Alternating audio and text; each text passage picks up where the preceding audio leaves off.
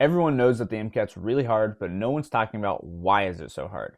Why do we have so many people who are doing really well in these difficult college classes? They're getting 3.8s, maybe even 4.0s at good colleges, but then they're struggling whenever they take the MCAT. And the reason is, in my opinion, is that the MCAT questions require you to have genuine understandings of why things work the way they do, and you can't just memorize a bunch of facts and then regurgitate it on the test.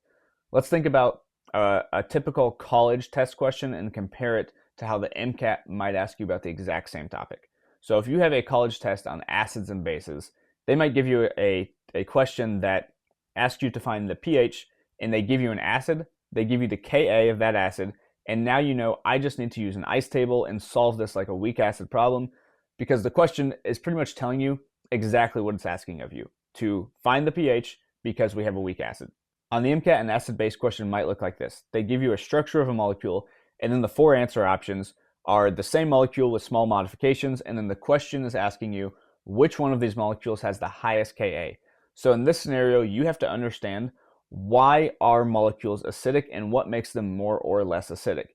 And to analyze this, you're going to have to understand a bunch of other topics from Gen Chem like electronegativity, Lewis structures, and some org topics like inductive effect, conjugate base stability. You have to have a genuine understanding about acid bases, and you can't just memorize, how do I solve a weak acid problem? With all that in mind, that's one of the biggest reasons why you need to get your study habits in check, and I would highly recommend that you go down the rabbit hole on YouTube and start looking up what does research say about study habits and what learning techniques should I be doing, because a ton of people preparing for the MCAT are not using good study habits. They're doing things that are good for college classes, but that are not the best study habits for helping you develop really genuine understandings of material. So go down that rabbit hole, take the time to figure out some better study habits, and it's going to pay off a lot with your MCAT prep.